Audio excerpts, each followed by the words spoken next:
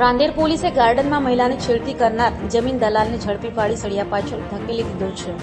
Rander police પાસેથી મળતી માહિતી મુજબ રાંદેર ખાતે આવેલા એક ગાર્ડનમાં એક પરિણીતા તેના બાળકો સાથે જતી હોય ત્યાં એક જમીન દલાલ પણ આવતો હતો અને તે જમીન દલાલે પરિણીતાને છેડતી કરી કહ્યું હતું કે તારા બંને બાળકો સાથે ગાર્ડનમાં કેમ આવે છે, તું એકલી કેમ નથી આવતી તેમ કહી છેડતી કરી હતી, જેને લઈ પરિણીતાએ રાંદેર પોલીસ મથકમાં જઈ ફરિયાદ કરતા રાંદેર પોલીસે છેડતી કરનારને ઝડપી પાડી સળિયા પાછળ ધકેલી દીધો છે.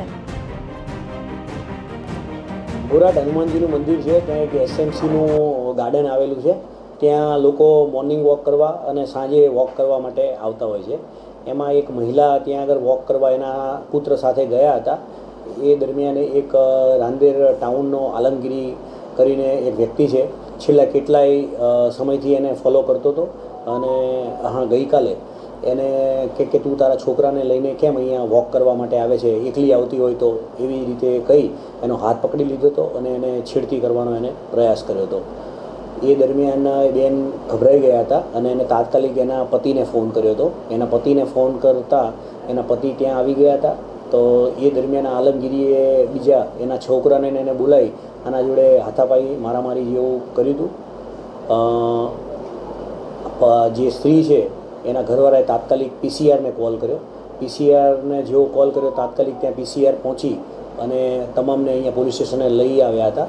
એ દરમિયાન બેને વાત કરી કે મારી જોડે આ રીતની કેટલાય સમયથી હેરાન કરે છે અને મારી આજે આ રીતે છેડતી કરી છે.